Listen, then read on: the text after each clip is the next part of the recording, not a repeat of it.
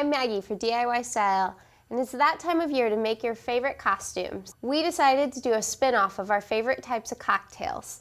We have a blue Hawaiian already made for you, and we're going to be making a Bloody Mary. So we have our favorite cotton print gathered as well as the satin here. And we got it all closed up with Velcro.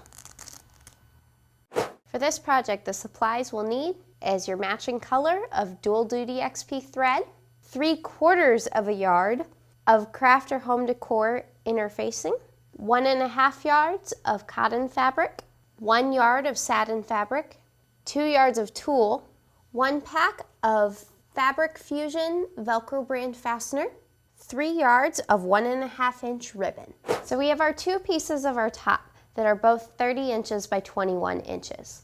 One of them we are going to leave like that. This will be our front panel piece. The one we are choosing to use for our back is going to have a center back seam.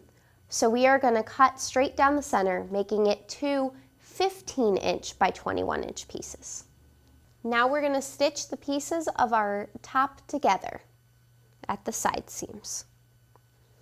We're going to stitch it using a 5/8 inch seam allowance and a permanent stitch, which on our machine is going to be a 2.5.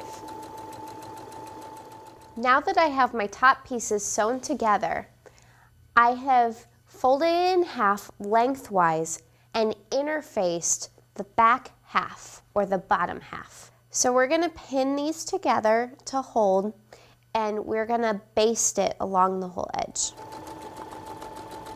We've ironed and interfaced our waistband in the same way we did for the top. Now we're going to do a basting stitch along this edge. Here are the panels of my skirt. I've already cut one of the pieces in half in the same way we did with the top. Now we're going to sew our side seams.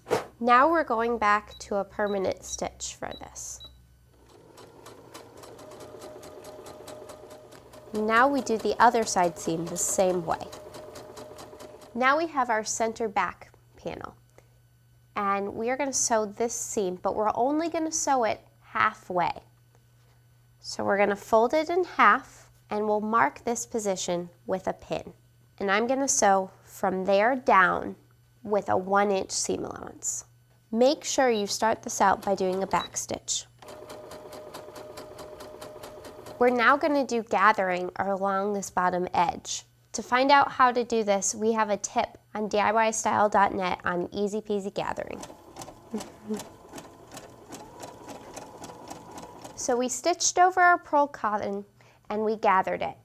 And we now pinned it so that it matches the waistband. And now we're going to stitch it down.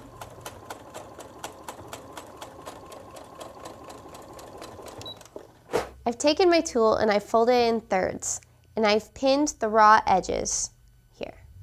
Now I'm going to do a basting stitch to hold it together before I do my gathering stitch. Now that I've gathered my tool, it's really full, and I've gathered it between the side seams of our top. And now I'm going to stitch it down with a zigzag stitch. Now we're returning to our skirt. We've ironed the 1-inch seam allowance down on the one side and yet left it here on this side. We're going to do our gathering stitch, but we're not going to start until here, and we're going to end before 1 inch here. Now because this edge is so long, we're actually going to gather by section. So I'm going to gather from here to here, and then my center section, and then my other side section. I've pinned the entire skirt to the waistband. I now just need to stitch it on, and then we're ready for the back. Now our left back edge is going to go over the right. So therefore, we're folding under 1 inch and we're pressing. Now we're going to top stitch a 1/2 inch away from this edge. Now we're ready for our Velcro. On the side that we just stitched, we're going to place these strips. One right here at the top, one here, one at the top of the waist, one at the bottom, and one in the middle here. Now that we have our pieces on this side, we're placing our Velcro on the other side. Now that we have our Velcro on this side, we're going to place our Velcro strip on the other side. Put it the full length. Once you have all of your Velcro applied, iron it to fuse it permanently in place. As a side note, the reason we have these strips applied horizontal is so that you can adjust it to fit anyone. All you need to do is tack on your ribbon straps and create your sash, and you're ready to go. For more projects like this, visit DIYStyle.net.